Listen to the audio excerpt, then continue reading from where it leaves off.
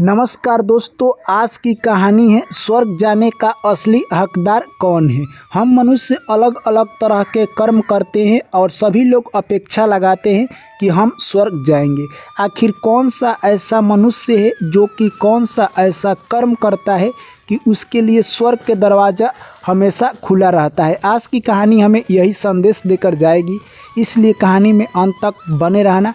चलिए कहानी को शुरू करते हैं। जो भी मेरे मित्र पहली बार चैनल पर आए हैं, चैनल को सब्सक्राइब कर लीजिए और नोटिफिकेशन को ऑन कर लीजिए। एक दिन की बात है, यमदूत पृथ्वी पर आए हुए थे, यानी लोगों की प्राण ले जाने के लिए।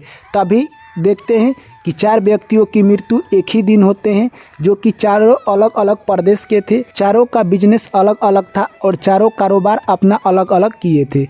जैसे ही वो चारों यमलोक जाते हैं, वहाँ पर यमदूत कहते हैं कि आप लोग यहीं पर पधारिए, तब तक मैं आप लोगों का कर्मों का लेखा जोखा लेकर आ रहा हूँ। जैसे ही यमदूत वहाँ से जाते हैं, वो सभी व्यक्ति आपस में बातें करने लगते हैं। उनमें से एक राजा था, एक पंडित था, एक सेठ था और अंतिम व्यक्ति जो कि गरीब किसान था। राजा कहता है कि स्वर्ग जाने का असली हकदार मैं ही हूँ, क्योंकि मैंने अपने जीवन में बहुत सारे पुण्य किया है। जैसे कि बहुत सारे लड़कियों की शादी कराई है, मैंने गरीब व्यक्तियों को खाना खिलाया है, जो भी गरीब बुजुर्ग हमारे घर आते थे उनको दान दिया है, और फ्री में आज भी मैं लाखों लोगों को खाना खिलाता हूँ। इसलिए मुझे लगता है कि मैं स्वर्ग जाने का असली हकदार हूँ। यह सब बात सुनते ही वहाँ पर जो पंडित था वो बोल उठता है और कहता है कि हे राजन, तुम स्वर्ग जाने के असली हकदार नहीं हो, क्योंकि मैं अपने ज़िंदगी में हमेशा भगवान को याद किया है, पूजा पाठ किया है, मैंने बहुत सारे कन्याओं की शादी कराई है और सारे पुण्य के काम किए हैं। इसलिए मुझे लगता है कि मैं स्वर्ग जाने के असली हकदार हूँ। तभी वहाँ पर सेठ उपस्थित था, कहता है कि हे पंडित महाराज, आपने तो सिर्फ यही किया है, इससे ज़्यादा तो मैंने किया है। मेरे घर जो भी गरीब व्यक्ति आते हैं उनको मैं दान देता हूँ, खाना खिलाता हूँ, यहाँ तक कि मैंने लाखों लड़कियों की शादी फ्री में कराया है।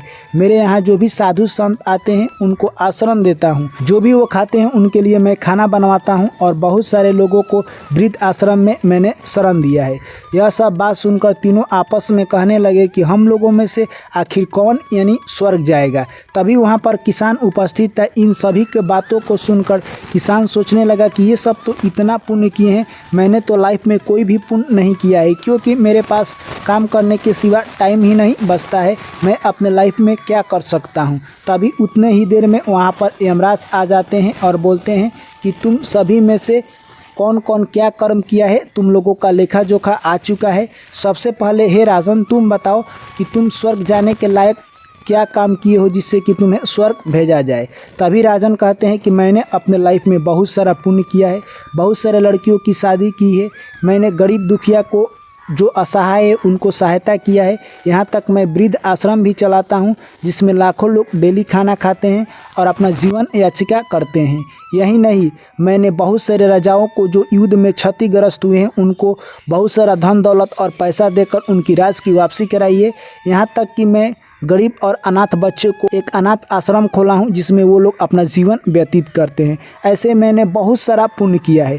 यह सब बात सुनकर यमराज कहते हैं कि तुमने सच में पुण्य का काम किया है। तभी यमराज राजा के कर्म का हिसाब देखते हैं तो कहते हैं कि तुमने तो पुण्य बहुत किया है, परंतु तूने पाप भी किया है। तुमने अपने राज्य को विस्तार करने के लिए दूसरे राजाओं के साथ जो लड़ाई की है, जिसमें बहुत सारे सैनिक मारे गए हैं, जिससे कि बहुत सारे बहनों का राखी छीना गया, बहुत सारे औरत जो कि विधवा हो गई, बहुत सारे माँ जिनका आंचल सुना हो गया। ये सब तुम्हारे ऊपर पाप लगेगा, इसलिए तुम स्वर्ग जाने के असली हकदार नहीं हो। तुम्हें अपने राज्य विस्तार करने के लिए लड़ाई करने की कोई ज़रूरत नहीं है। तुम प्यार से भी अपना राज्य विस्तार कर सकते हो, व्यापार के माध्यम से भी तुम अपना राज्य विस्तार कर सकते थे, परंतु तुमने ऐसा नहीं किया, इसलिए तुम स्वर्ग जाने के असली हकदार नहीं हो। यह बात सुनते ही राजा अपना सर लटका लेता है और वहाँ से साइड हो जाता है। तब यमराज कहते हैं कि हे पंडित महाराज, आप बताइए कि आप स्वर्ग जाने के लायक क्या कर्म किए हैं। तभी पंडित महाराज कहते हैं, हमने दिन भर भगवान की भक्ति की है, जिसमें बहुत सारे कन्याओं की शादी कराया है, यहाँ तक कि मैं बहुत सारे लोगों के घर पूजा पाठ कराता हूँ तो पैसा भी नहीं लेता हूँ। जो भी गरीब लोग हैं ऐसे ही पूजा पाठ करा देता हूँ। और सबसे ज़्यादा महत्वपूर्ण बात यह है कि मैं सिर्फ भगवान की भक्ति में हमेशा लीन रहता हूँ। तभी यमराज कहते हैं कि आपका कर्मों का हिसाब यह बता रहा है कि आपने जो पूजा पाठ किया है वो निस्वार्थ भाव से नहीं किया है। आपके पीछे एक स्वार्थ छिपा रहता है। जब भी आप लोगों के घर पूजा पाठ करते हैं तो उसमें आपका स्वार्थ छिपा रहता है कि ये लोग जो पैसा देंगे वो हमारे काम आएगा। जब भी किसी का यानी भला किया जाता है, यानी किसी की हेल्प किया जाता है, तो उसमें स्वार्थ भाव नहीं रखा जाता है। जो भी व्यक्ति स्वार्थ भाव रखता है वो हेल्प यानी कहे तो सत्कार नहीं होता है। इसलिए आपका कर्म का हिसाब यह बता रहा है कि आप स्वर्ग जाने के लायक नहीं हैं। पंडित महाराज भी वहाँ से सर नवाए आगे बढ़ जाते हैं। तब यमराज कहते हैं कि हे सेठ महाराज, आप बताइए कि आपने अपनी ज़िंदगी में कौन सा ऐसा कर्म किया है जिससे कि आपको स्वर्ग भेजा जाए। तभी सेठ कहता है कि मैंने ज़िंदगी में बहुत सारा ऐसे अच्छा कर्म किया है जिससे कि आप मुझे स्वर्ग भेज सकते हैं। यानी मैंने बहुत सारे व्यापारियों को जिनका बिजनेस माइनस में चल रहा था उनको पैसा देकर ऊपर लाया है। मैं अपने व्यापार से बहुत सारे गरीब असहाय व्यक्तियों की सहायता की है। मैं अपने आमदनी का एक हिस्सा डेली दान करता हूँ। मैंने वृद्ध आश्रम खुलवाया है जिसमें लाखों लोग अपना जीवन याचिका कर रहे हैं। और मेरे यहाँ जो भी गरीब व्यक्ति आता है वो खाली हाथ लौटकर नहीं जाता है। मेरा ऐसा रूल है।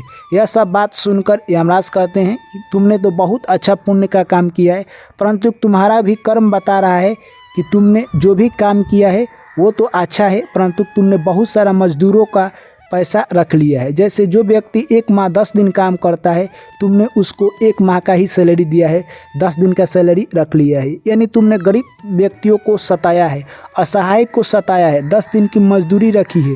तूने बहुत बड़ा पाप किया है। इसलिए तुम कभी भी यानी स्वर्ग की द्वार तुम्हारे लिए नहीं खुलेंगे। इसलिए तुम पाप के भागी हो। तभी वहाँ से सेठ भी सर नवाकर आगे बढ़ जाता है। यह सब बात देखकर और सुनकर किसान घबरा जाता है। वो मन ही मन सोच रहा था कि ये लोग इतने अच्छे अच्छे कर्म किए, पैसे दान किए, वृद्ध आश्रम खुलवाए और बहुत सारे गरीब और असहाय लोगों को खाना खिलाए, तब भी इनके लिए स्वर्ग के द्वार नहीं खुले हैं। मैंने अपने ज़िंदगी में कुछ नहीं किया। तभी यमराज कहते हैं कि हे किसान, तुम बताओ अपने ज़िंदगी में तुमने कोई अच्छा कर्म किया है। किसान कहता है कि हे यमराज जी, मुझे स्वर्ग जाने की कोई लालसा नहीं है। आप मुझे बस सिर्फ स्वर्ग का द्वार दिखा दीजिए, वही मेरे लिए काफ़ी है। आप जैसे ही दिखाएंगे मैं मान लूँगा कि मैं स्वर्ग में जा चुका हूँ। तभी यमराज कहते हैं कि तुम बताओ तुमने लाइफ में कोई अच्छा कर्म किया है या नहीं। तभी किसान कहने लगा कि मेरे पास कोई टाइम नहीं बचता। सुबह मैं खाना खाता और खेती में निकल जाता, शाम को आता और अपने माता पिता की सेवा करता, उसके बाद जो भी टाइम बचता अपने बच्चे और फैमिली के साथ गुजारता। मेरे पास टाइम नहीं था, इसलिए मैंने किसी की मदद नहीं की और हमारे पास धन भी उपलब्ध नहीं था। तभी यमराज कहते हैं कि तुम एक बार ध्यान से सोचो, कभी भी लाइफ में किसी की मदद की है या नहीं। तभी किसान कहता है कि मैंने एक बार लाइफ में जब खाना खाने जा रहा था तभी एक कुत्ता आकर बैठ जाता है। उसकी आंखों से आंसू आ रहे थे। मैंने समझ लिया कि ये अनबोलता जानवर मुझसे भी ज़्यादा भूखा है। मैंने अपना खाना उस कुत्ते को दे दिया और उस दिन मैं भूखे काम पर चला गया। तभी यमराज कहते हैं कि तुमने ज़िंदगी का सबसे बड़ा यही पुण्य काम किया है, इसलिए तुम्हारे लिए हमेशा हमेशा के लिए स्वर्ग के द्वार खुले हुए हैं। यह सब देखकर वहाँ पर पंडित, सेठ और राजा अचंभित हो जाते हैं और सोचने लगते हैं कि एक किसान एक छोटा सा कर्म कर कर स्वर्ग के द्वार इसके लिए खुला हुआ है और ये स्वर्ग में जा सकता है। तभी उन लोगों को समझ आ गया कि इंसान कितना भी अच्छा कर्म कर ले, अगर उसमें निस्वार्थ भाव नहीं है और उसने छोटा सा भी पाप किया है तो आपके बड़े से बड़े अच्छे कर्म को वो धुल सकता है। इसलिए कभी भी कोई अच्छा काम करे तो उससे निस्वार्थ भाव से करे, उसमें किसी से उम्मीद ना करे। कभी कभी हम इंसान किसी की हेल्प करते हैं तो हम लोग ये उससे स्वार्थ भाव हमारे अंदर छुपा रहता है कि वो हमारी भी कभी हेल्प करेगा। ऐसा कभी भी नहीं सोचना चाहिए। इससे आपका जो यानी हेल्प कर रहे हैं वो निस्वार्थ हो जाता है, जिससे कि आप पुण्य के भागी नहीं बन पाते हैं। तो दोस्तों, ये कहानी आप लोगों को कैसी लगी? जैसे कि आपने देखा कि एक गरीब किसान अपने सिर्फ कर्मों की वजह से स्वर्ग का द्वार खोल सकता है, उसी प्रकार हर इंसान अच्छे कर्म कर कर वो भी अपने लिए स्वर्ग का द्वार खोल सकता है। चलिए, कहानी कैसी लगी कमेंट कर कर बताइए। वीडियो अच्छी लगी लाइक करें, दोस्तों के साथ शेयर करें। फिर आप लोगों से मिलते हैं अगली कहानी में। तब तक आप लोग मुझे दीजिए इजाज़त। जय श्री कृष्ण, राधे राधे।